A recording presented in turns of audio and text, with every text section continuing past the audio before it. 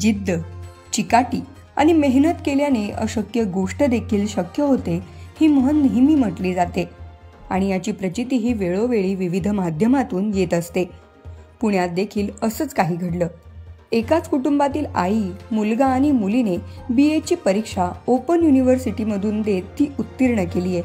विशेष बाब म्हणजे आईचं शिक्षण हे कन्नडमध्ये झालेलं असताना देखील त्या मराठी शिकल्या आणि आता उत्तम मराठी बोलत असून मराठी 10वी, 12वी आणि आता BAची परीक्षा देत त्या उत्तीर्ण झाल्या. पुण्यात राहणाऱ्या शकुंतला घोरपडे, जयश्री घोरपडे यांनी यशवंतराव चव्हाण महाराष्ट्र ओपन युनिव्हर्सिटीमधून BAची परीक्षा दिली असून नुकत्याच लागलेल्या निकालात या तिघांनाही BAची परीक्षा उत्तीर्ण केली आहे. आता या आई, मुलगा आणि मुलीचं सर्वत्र कौतुक होत आहे.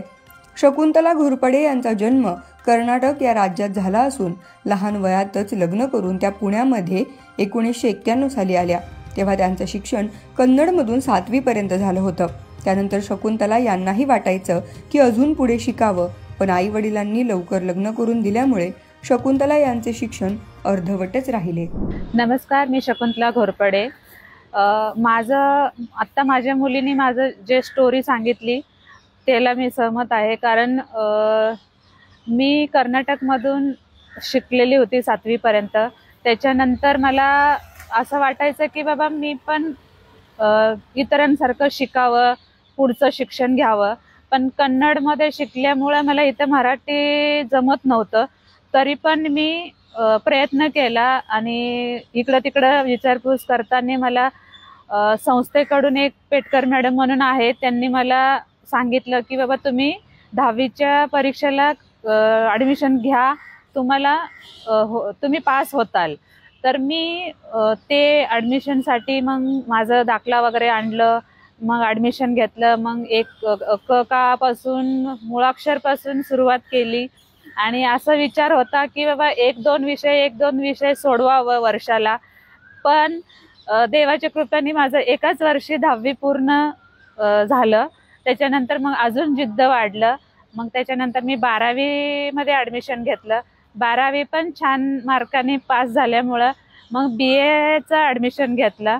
BAमध्ये पण खूप छान प्रगती झाली आणि मी पास झाले.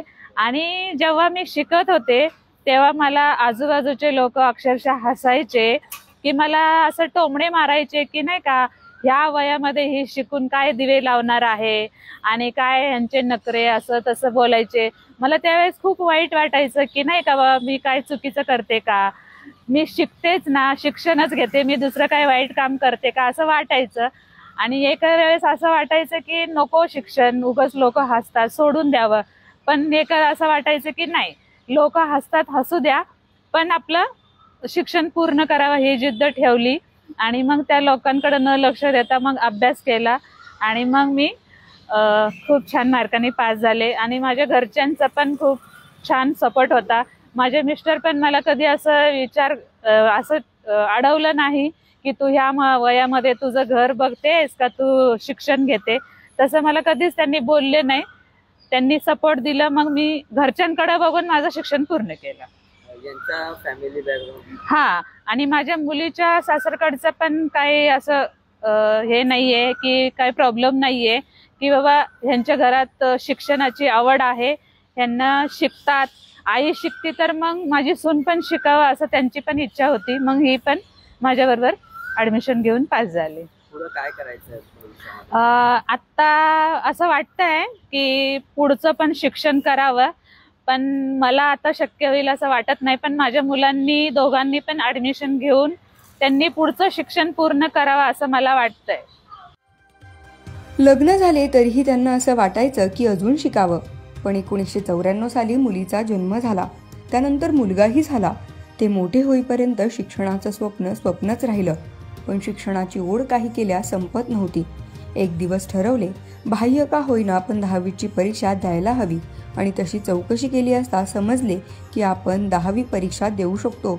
म्हणून कर्नाटकमधून शाळा सोडल्याचा दाखला काढून आणला आणि हळूहळू मराठी लिहायला आणि वाचायला शिकले. आणि शकुंतला यांनी 10वीची परीक्षा दिली. नमस्कार, माझं नाव जयश्री. नुकतेच मी, माझी आई आणि माझा भाऊ आम्ही तिघांनीही BA ची परीक्षा उत्तीर्ण झालो आहोत. शिक्षणाची आवड पहिल्यापासून असल्यामुळं माझ्या आईने BA ची परीक्षा करण्याचा निर्णय घेतला. पण तिचं शिक्षण 7वी पर्यंत कन्नडमध्ये झालं होतं. त्याच्यानंतर तिला असा प्रश्न पडायला लागला की आपण शिकायला पाहिजे लग्नानंतर, पण बोर्ड वेगळा असल्यामुळं महाराष्ट्रामध्ये कन्नड शिक्षणाचं परत शिकता येईल का नाही असं तिला बऱ्याच वेळा प्रश्न पडायचा. त्यामुळे तिने अनेक ठिकाणी चौकशी पण केली. पण त्याच कालांतरामध्ये माझा जन्म झाला आणि तिचं शिक्षणाचं स्वप्न तसंच राहिलं. पण तरी तिने जिद्द सोडली नाही, ती विचारपूस करत राहिली आणि त्याच्यामध्ये तिला एका संस्थेकडून असं कळालं की 10वी मध्ये तुम्ही मराठीतून शिक्षण करू शकता. आणि त्याच्यानंतर मग तिने तशा प्रकारे प्रयत्न चालू केले. मग तिने स्वतः कर्नाटकमध्ये जाऊन तिच्या शाळेचा दाखला काढून आणला, गॅप सर्टिफिकेट काढून आणले आणि इथे ज्या पेटकर मॅडम होत्या त्यांना ते दिलं. त्यांनी तिचं ॲडमिशन करून घेतलं. मग त्याच्यानंतर ती लिहायला वाचायला शिकायला लागली. मराठीमध्ये काना, मात्रा, वेलांटी, उकार ह्या सुरुवातीपासूनच्या गोष्टीपासून तिने सुरुवात केली आणि मग 10वीची परीक्षा दिली. ती पहिल्याच वर्षी ती चांगल्या मार्काने उत्तीर्ण झाल्यामुळं तिचा कॉन्फिडन्स जास्त वाढला आणि मग तिने 12वीची परीक्षा दिली. 12वी तिची छान मार्काने गेली. मग त्याच्यानंतर तिने BA ची परीक्षा दिली. BA ची परीक्षा दिली त्यावेळेस मला स्वतःला पण आणि माझ्या भावाला पण असं वाटलं, जर आपली आई शिकतीये ह्या वयामध्ये तर आपण पण आपलं राहिलेलं शिक्षण पूर्ण करू शकतो. म्हणून आम्ही दोघांनी तिच्यासोबत BA च्या परीक्षांमध्ये ॲडमिशन घेतलं. त्यानंतर आम्ही तिघेही एकत्र येऊन अभ्यास करायचो. स्वतःचा म्हणजे माझं स्वतःचा काम, जॉब, तिचा जॉब, माझ्या भावाचा जॉब हे सगळं बघून आम्ही संध्याकाळच्या वेळेमध्ये अभ्यासाला बसायचो. आणि मग 3 वर्ष आम्ही चांगल्या मार्कांनी पास झालो. आत्ता हे आमचं शेवटचं वर्ष होतं. त्याच्यामध्ये माझ्या आईला 62.58% पडले, माझ्या भावाला 65% पडले आणि मला 69.58% पडले. त्यामुळे आम्ही तिघही खूप खुश आहोत. कन्नडमध्ये शिक्षण झाल्यामुळे मराठी हा विषय त्यांच्यासाठी नवीन असून देखील त्यांनी 43% गुण मिळवत 10वी उत्तीर्ण केलीच.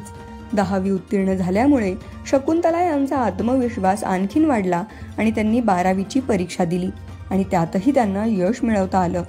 मुलगा आणि मुलगी ही BA करत होते, त्यामुळे शकुंतला यांनाही वाटले मुलांसोबत आपणही BA ची परीक्षा देऊन आपले शिक्षणाचं स्वप्न पूर्ण करावं आणि झालंही तसंच. 12वी उत्तीर्ण झाल्यानंतर शकुंतला यांना BA ला ॲडमिशन घेण्याची इच्छा झाली आणि याच वर्षी यशस्वीरित्या तब्बल 62.58% गुण मिळवत शकुंतला यांनी आपले ग्रॅज्युएशन पूर्ण केले. शगुफ्ता शेख, लोकमत.com, पुणे.